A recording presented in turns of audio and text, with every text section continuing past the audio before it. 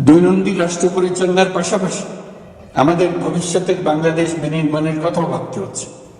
আপনারা সবাই জানেন, আমাদের সবচেয়ে গুরুত্বপূর্ণ কাজ হচ্ছে একটি অবাধ সুষ্ঠু নির্বাচন আয়োজনের মধ্য দিয়ে নির্বাচিত সরকারের কাছে দায়িত্ব হস্তান্তর। আমরা রাজনৈতিক দলগুলোর সঙ্গে আমাদের নিয়মিত যোগাযোগ অব্যাহত রেখেছি, বিভিন্ন ইস্যুতে তাদের মতামত নিয়ে যাচ্ছে। সরকারের সিদ্ধান্ত গ্রহণে এসব মতামত অনেকাংশে প্রতিফলিত হচ্ছে।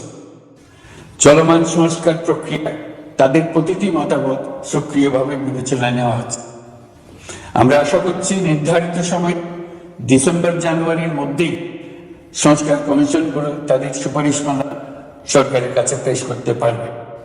তাদের সুপারিশ নিয়ে আমরা রাজনৈতিক দলগুলির সঙ্গে ক্রমাগতভাবে আলোচনায় বসব। সকলের ঐক্যমত্যের ভিত্তিতেই আমরা সংস্কার প্রস্তাব চূড়ান্ত করব। নির্বাচন কবে হবে এই প্রশ্ন আপনাদের সবার মনে আছে, আমাদের মনেও সারাক্ষণ আছে।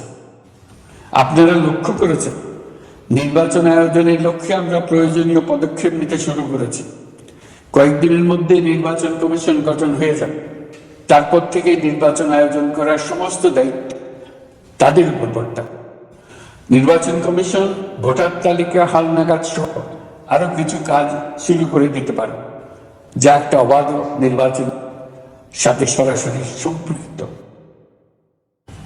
প্রথমবারের মতো প্রবাসী বাংলাদেশিরা পোস্টাল ব্যালটের মাধ্যমে যাতে তাদের ভোটাধিকার প্রয়োগ করতে পারে, সে লক্ষ্যেও সরকার কাজ করে।